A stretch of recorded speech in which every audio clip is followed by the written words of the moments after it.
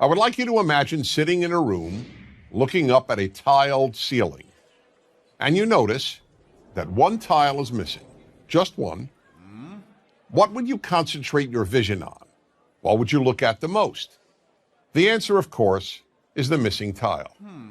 Now, that's fine for ceilings. In fact, it's actually good because we can replace a ceiling's missing tile and once again have a perfect ceiling. Ceilings, after all, can be perfect. But this doesn't apply to life.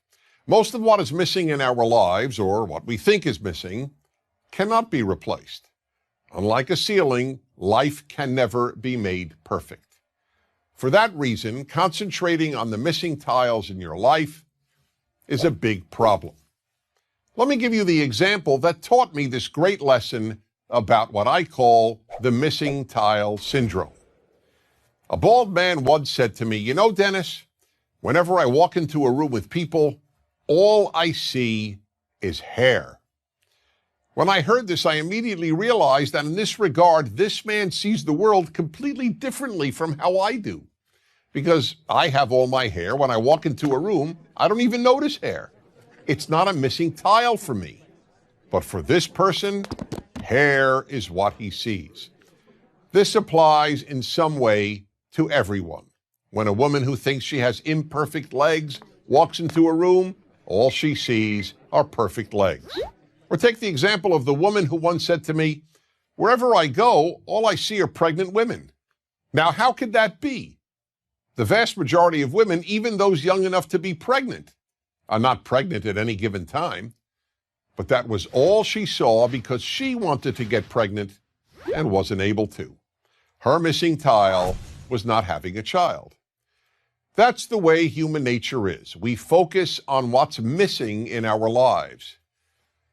The missing tile syndrome is a very big obstacle to happiness, so big, in fact, that it makes happiness almost impossible. There will always be something missing in your life. When you see other people's kids, you'll think you see tiles that are missing in your own children.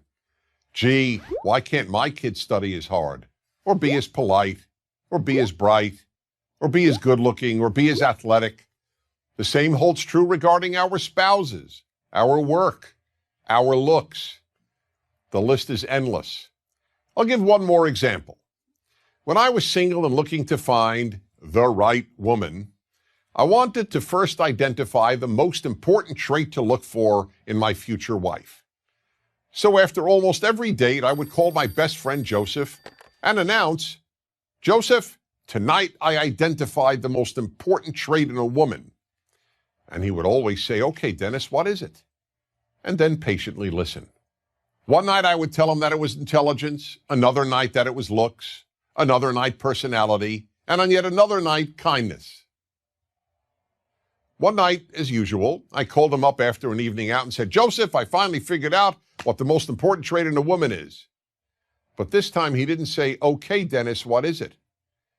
Instead, he said, "Don't tell me, I'll tell you." Perplexed, I asked, "How do you know? You don't even know the woman I went out with." "It doesn't matter," he said.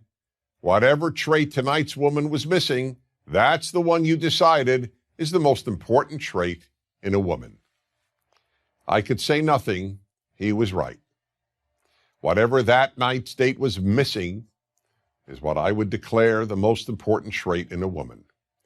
I hadn't yet come up with the term missing tile syndrome, but that is exactly what I was suffering from. That's the way we play tricks on ourselves and undermine our happiness, by concentrating on the missing tiles every one of us has. So we really have a simple choice.